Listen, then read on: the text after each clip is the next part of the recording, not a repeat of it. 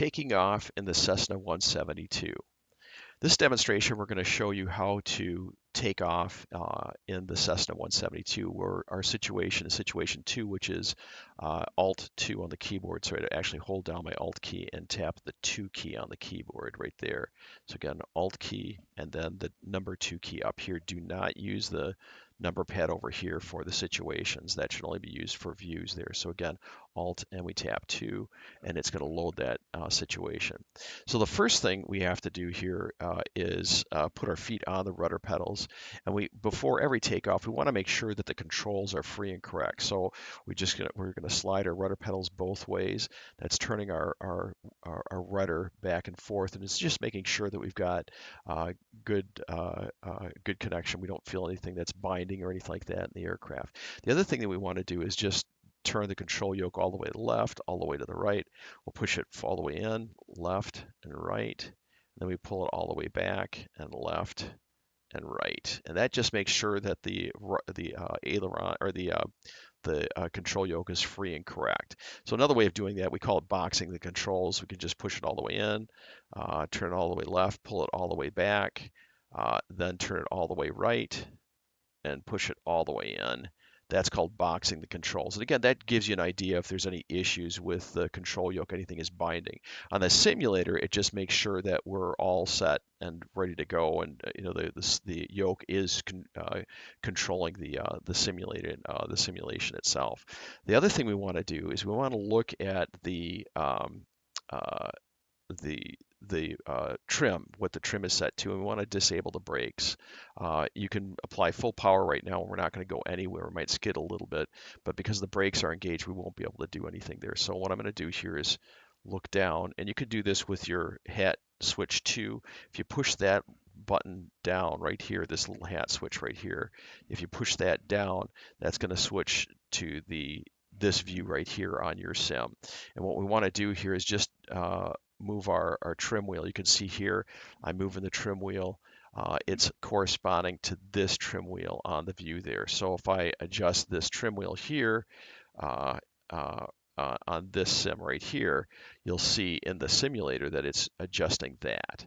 That's how we adjust it right there. We want to make sure that is set for the takeoff, which is that little pointer right there. There's a little white line. You see how that's moving up and down there? We want to trim that, set it so that line is lined up with that little pyramid, that little pointer there. Okay, now that we're done with that, we'll move back up to the upper view, or if you could just tap the white button, that'll move you back to the pilot seat here. All right, now we're pretty much ready for takeoff. The only thing that we haven't done here is or disabled the brakes. So right now the brakes are engaged. If I give it full power, it's not going to do anything. It's just going to stay there. So I'll pull that back. And here, we'll go down here. We can either tap the brake. You can see there's a little lever right here. If you tap that, that'll turn it off. The other thing you can do is just tap the brake button on the console right here. It says brake. Just tap that. If you tap it again, the brakes are re-enabled. You can see the little lever here that's sticking out that indicates that the brakes are enabled. If I tap it again, you'll see that here that the brakes are now disabled. And now we're free to take off. So, all right. So we'd make our call, Reedsbury traffic, Cessna 123, or Cessna 172 at Sierra Papa, rolling on runway 36, departing the pattern to the west, Reedsburg. All right, so we'll go ahead and apply full power. And what you're going to notice is you're going to have to use a little bit of rudder pedal to counteract the left turning tendencies. We'll get into this a little bit more later on, but you basically want to keep the airplane centered on that white line if you can. What we're looking for in our airspeed is about 55 to 60 knots. I'm a little all over the place here. There we go. I'm going to start pulling back. And again, it's a very gentle pull on the control yoke, and that'll cause us to climb. We want to climb around basically 500 to 1,000 feet per minute. That's that right there. Let's zoom out here. We can, at some point, once we get up in the air, we can go ahead and use our trim so we don't have to use our yoke all the time. So let's say I want to trim it so that we're flying maybe closer to 80 knots here. So what I do is push my nose down a little bit more. There we go. And you'll notice here in a second that our airspeed is going to start increasing there.